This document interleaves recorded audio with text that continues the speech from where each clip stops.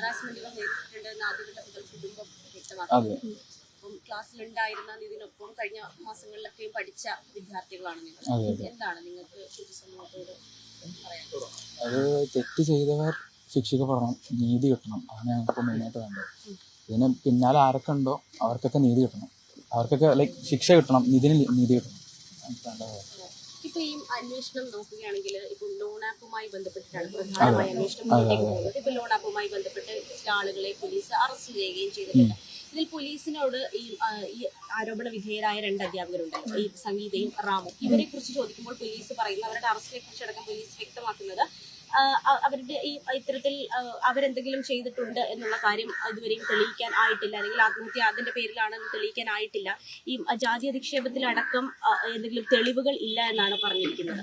അപ്പൊ നിങ്ങളെ ക്ലാസ്സിലുണ്ടായിരുന്ന വിദ്യാർത്ഥികളാണല്ലോ, അത്തരത്തിൽ ജാതി അധിക്ഷേപം അവിടെ നടന്നിട്ടുണ്ടോ? നിങ്ങൾ എന്തെങ്കിലും പരാതി കൊടുക്കും? നിങ്ങളുടെ അത്തരത്തിലുള്ള ഒരു പരാതി ഉണ്ടെങ്കിൽ തീർച്ചയായിട്ടും പോലീസിന് അതുമായി ബന്ധപ്പെട്ട കേസെടുത്ത് മുന്നോട്ടേക്ക് പോകാം, അല്ലെങ്കിൽ ലോൺ ആപ്പുമായി ബന്ധപ്പെട്ട് മാത്രം ഈ കേസ് ഒതുങ്ങി പോകും. നിങ്ങളുടെ നിലപാടെന്താണ്? നിങ്ങൾ പരാതിയുമായി മുന്നോട്ടേക്ക് പോകുന്നുണ്ടോ? ഈ പറഞ്ഞ ജാതി അധിക്ഷേപം, പിന്നെ അങ്ങനെ ഉണ്ടായ എല്ലാ അധിക്ഷേപങ്ങളൊക്കെ ഉണ്ടായത് 1.5 മാസം മുമ്പാണ്. ഇപ്പോൾ ഈ മരണത്തിന് കാരണമായിട്ട് വന്നിരിക്കുന്നത് ഈ ലോൺ ആപ്പ് തന്നെയാണ്. ലോൺ ആപ്പ് കാരണമാണ് അവൻ പ്രിൻസിപ്പൽ ഓഫീസിൽ വിളിക്കപ്പെടുന്നതും ഇങ്ങനെ കുറേ ഇൻ്റർഗേഷൻ ഉണ്ടാവുന്നതും എല്ലാം ഉണ്ടാവുന്നതൊക്കെ. അപ്പോൾ ഞങ്ങളുടെ ഒരു നിഗമനം എന്ന് വെച്ച് കഴിഞ്ഞാൽ അവൻ ആ ഒരു പ്രശ്നം ഉണ്ടായതിനു ശേഷം ഓക്കെ ആയിരുന്നു, ഞങ്ങളുടെ കൂടെയൊക്കെ സന്തോഷത്തോടെ ഇരിക്കുന്നുണ്ടായിരുന്നു. അതിൽ നിന്നൊക്കെ നല്ല ഓവർകം ചെയ്ത് വരുന്ന ഒരു പീരീഡ് ആയിരുന്നു. പെട്ടെന്നാണ് ഈ ലോൺ ആപ്പിൻ്റെ ഇഷ്യൂ വരുന്നത്. അവന് ഏറ്റവും ഇഷ്ടപ്പെട്ട മാം ആയിരുന്നു ലതാ മാം. അപ്പം ലതാ മാമിൻ്റെ ഇഷ്യൂവിൽ മാം അത്രയും ഡൗൺ ആയിരുന്നു. ഇങ്ങനെ ഒരു സംഭവം വന്നപ്പം ഇതിനെ അറിഞ്ഞുകൊണ്ടാണ് അറിയാത്തതെന്ന് നമുക്ക് അറിയുന്ന കേസല്ല, അറിയാതെയാണ് എന്ന് തന്നെയാണ് നമ്മളിപ്പോഴും വിശ്വസിക്കുന്നത്. അപ്പം മാമിൻ്റെ നേരെ ഇങ്ങനെ അലിഗേഷൻസ്, ഇങ്ങനെ ഫോൺ കോളും അനാവശ്യമായ സംസാരമൊക്കെ വന്നപ്പോൾ മാം ഇതിനെ അത്രത്തോളം ഡൗൺ ആക്കി. അന്ന് ഞങ്ങൾ അറിഞ്ഞിരുന്നു, അതായത് ഈ ഇൻസിഡന്റ് നടന്ന സംഭവം അന്ന് അറിഞ്ഞിട്ടുണ്ടായിരുന്നു. കേസ് അറിഞ്ഞു. അതിന് മുന്നേ ഇല്ല, അതിന് മുന്നേ അറിഞ്ഞിട്ടില്ല. അന്നാണ് അറിഞ്ഞത്. അന്ന് ക്ലാസ്സിൽ വന്നിട്ടില്ലായിരുന്നു.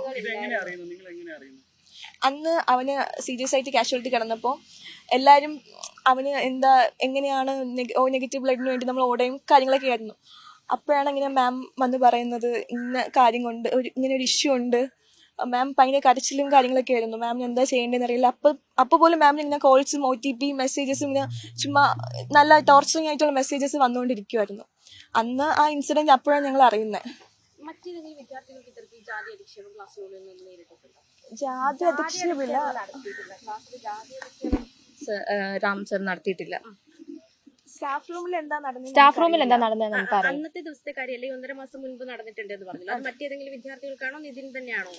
അന്ന് നിതിനും ഉണ്ടായിട്ടുണ്ട്, എനിക്കും ഉണ്ടായിട്ടുണ്ട്. അത് ജാതി അധിക്ഷേപമായിരുന്നില്ല. ജാതി അധിക്ഷേപം എന്ന് പറയുന്നത് ക്ലാസ് റൂമിൽ വെച്ച് ഉണ്ടായിട്ടില്ല. ഇനി സ്റ്റാഫ് റൂമിൽ അവനെ കൊണ്ടുപോയതിന് ശേഷം എന്തെങ്കിലും ഉണ്ടായിട്ടുണ്ടോ എന്ന് ഞങ്ങൾക്ക് അറിയുകയില്ല. അത് ഞങ്ങൾ മൊഴിയൊക്കെ കറക്റ്റ് പോലീസിന് കൊടുത്തിട്ടുണ്ട്.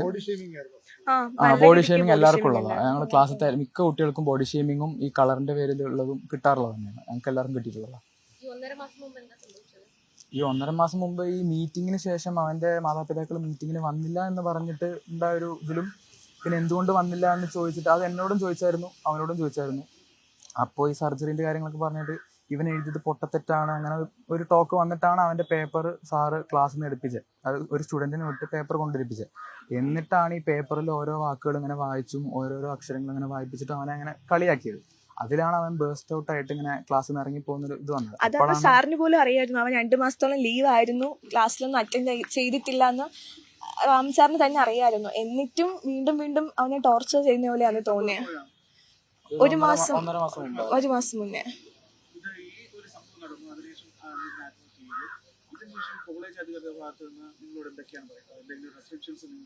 ഇല്ല, അങ്ങനെ ഒരു റെസ്ട്രിക്ഷൻസ് വന്നിട്ടില്ല.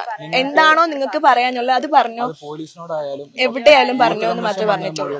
പോലീസുകാർ മൊഴിയെടുത്തായിരുന്നു, യൂണിവേഴ്സിറ്റിക്കാർ മൊഴിയെടുത്തായിരുന്നു. ആരോടൊക്കെ എന്തൊക്കെയാണ് നിങ്ങൾക്ക് പറയാനുള്ളത് എല്ലാം പറഞ്ഞോളൂ എന്നല്ലാണ്ട് വേറൊന്നും ഞങ്ങൾക്ക് റെസ്ട്രിക്ഷൻസ് പറഞ്ഞിട്ടില്ല.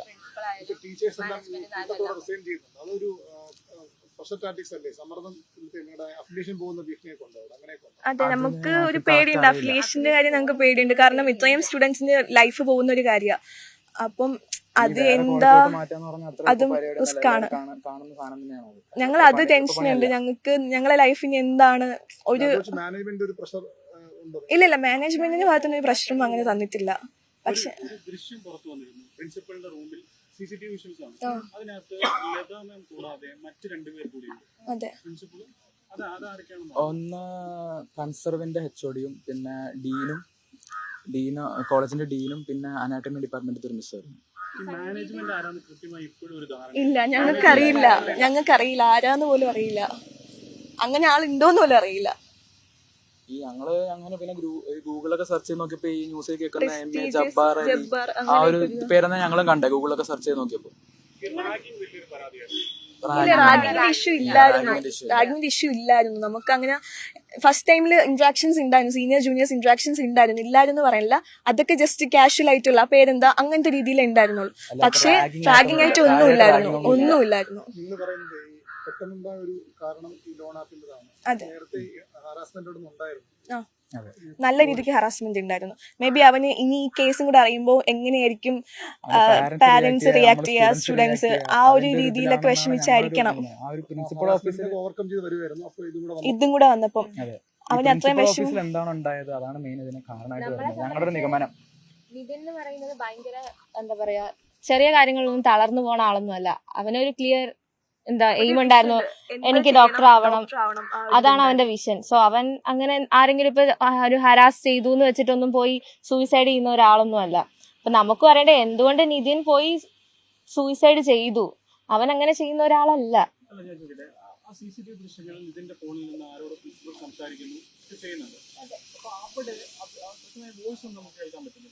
അവിടെ എന്തെങ്കിലും ഈ പറയുന്ന രീതിയിൽ വിചാരണ നടന്നു എന്ന് നിങ്ങൾക്ക് തോന്നുന്നുണ്ടോ? ആ രീതിയിൽ പറയുന്ന സംസാരിക്കുന്ന ആളാണോ?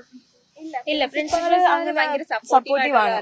നമ്മുടെ അക്കാഡമിക്സിലായാലും എല്ലാം അതർ ആക്ടിവിറ്റീസിലൊക്കെ സപ്പോർട്ടീവ് ആണ്. ഇത് അന്ന് എന്താ കാര്യം എന്നുള്ള രീതിയിൽ ചോദിച്ചാവും, അതിനെപ്പറ്റി ഞങ്ങൾക്ക് അറിയില്ല, എന്താ സംഭവിച്ചെന്ന് അറിയില്ല.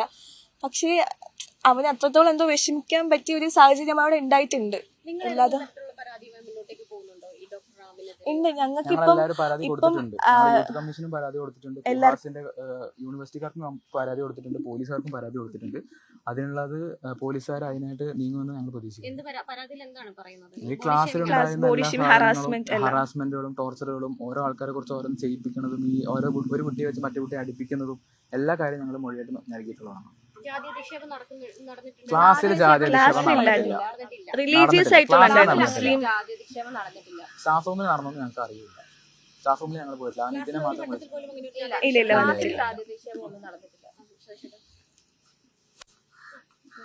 അല്ല. പിന്നെ ഞങ്ങൾക്ക് പറയാനുള്ളത് എന്താണെന്ന് വെച്ച് കഴിഞ്ഞാൽ ഈ ഓരോരോ ആവശ്യമില്ലാത്ത അലഗേഷൻസ് വെച്ചിട്ട് ഞങ്ങൾക്കെതിരെ നല്ലൊരു തെറി പറയലും ഒക്കെ സോഷ്യൽ മീഡിയയിൽ പോലും ഞങ്ങളെ ക്ലാസ്സിൽ ഇല്ലാത്ത കാര്യങ്ങൾ പറഞ്ഞിട്ട് ഈ ഫ്രീഡം ഓഫ് സ്പീച്ച് ഉണ്ടെന്ന് വെച്ചിട്ട് എല്ലാ തോന്നിയാസം വിളിച്ച് പറയാതിരിക്കുക. കാരണം ഞങ്ങൾക്ക് അത് നന്നായിട്ട് എഫക്ട് ചെയ്യുന്നുണ്ട്, നല്ല രീതിക്ക് എഫക്ട് ചെയ്യുന്നുണ്ട്. ഓരോ ആൾക്കാർ ഓരോ കമന്റ് ഇടുന്നൊക്കെ ഞങ്ങൾ വായിക്കുന്നുണ്ട്.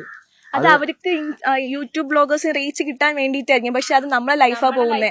ഞങ്ങൾക്ക് അത്ര രീതിക്ക് നല്ല വിഷമമുണ്ട് ഓരോ അലിഗേഷൻസ് ഇങ്ങനെ പറയുമ്പോൾ. അത് അവർക്കൊന്നും അറിയേണ്ട ആവശ്യമില്ല. കേൾക്കുന്നതും വായിക്കുന്നതൊക്കെ ഞങ്ങള് കാരണം അവൻ മരണപ്പെടാൻ കാരണം എന്ന് വരെ പറയുന്നുണ്ട്. ഞങ്ങൾ ഇത്രയും അവന് വേണ്ടി നീതി കിട്ടാൻ വേണ്ടി ഇത്രയും പറയുന്നുണ്ട്. എന്നിട്ട് പോലും ഈ വ്ളോഗേഴ്സ് എന്തിനു വേണ്ടി ഇങ്ങനെ പറയുന്നത് മനസ്സിലാവുന്നില്ല. ഈ യൂട്യൂബിലത്തെ ഓരോ വീഡിയോസ് കണ്ടതിന് ശേഷം ഈ അത് കാണുന്ന ആൾക്കാരും ഈ ഓരോ ന്യൂസ് ചാനൽ ഇപ്പൊ നിങ്ങളുടെ ചാനലിന്റെ കമന്റിൽ എടുത്ത് നോക്കിയാൽ തന്നെ കാണാൻ പറ്റും. ഞങ്ങളിപ്പോ വീട്ടിൽ വന്നതിന് പോലും ഓരോ ആൾക്കാർ തെറി പറഞ്ഞ് പറയുന്നുണ്ട്. അത് ഞങ്ങൾ കാണുന്നുണ്ട്. കാരണം ഞങ്ങൾക്ക് നന്നായിട്ട് അഫക്ട് ചെയ്യുന്നുണ്ട്. കാരണം ഞങ്ങൾ സപ്പോർട്ട് ചെയ്ത് നിന്നിട്ടേ ഉള്ളൂ ഇതുവരെ.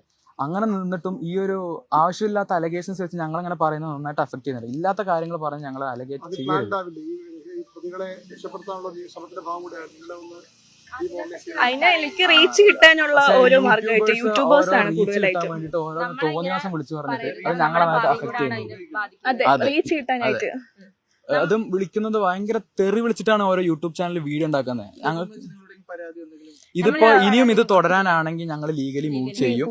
ഒന്നാമത് ഞങ്ങൾക്ക് നന്നായിട്ട് എഫക്ട് ചെയ്യുന്നുണ്ട്, ഞങ്ങളുടെ മെന്റൽ ഹെൽത്തിന് നന്നായിട്ട്. മാതാപിതാക്കൾ ഇതൊക്കെ കാണുന്നുണ്ട്, ഞങ്ങളെല്ലാരും കാണുന്നുണ്ട്. അവരെന്താ മനസ്സിലാക്കാതെ ഇതിനെ സപ്പോർട്ട് ചെയ്ത് തന്നെയാണ് നിൽക്കുന്നത്. ഇനി അങ്ങനെ തന്നെ ആയിരിക്കുകയും ചെയ്യും. വെറുതെ ഓരോ അലഗേഷൻസ് കേട്ട് ഇങ്ങനെ ചാടി പറഞ്ഞ് ഓരോ കമന്റ് ഇടുന്നവരെല്ലാവരും ഞങ്ങൾ നോക്കുന്നുണ്ട്. കമന്റ് ഞങ്ങൾ സ്ക്രീൻഷോട്ട് എടുത്ത് വെച്ചിട്ടുണ്ട്. എല്ലാവർക്കും ലീഗലി മൂവ് ചെയ്യുകയും ചെയ്യും.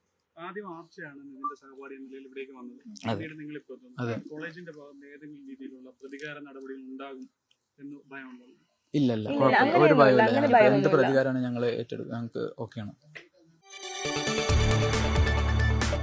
കൂടുതൽ വാർത്തകൾക്ക് news 18 Keralam YouTube channel subscribe ചെയ്യുക.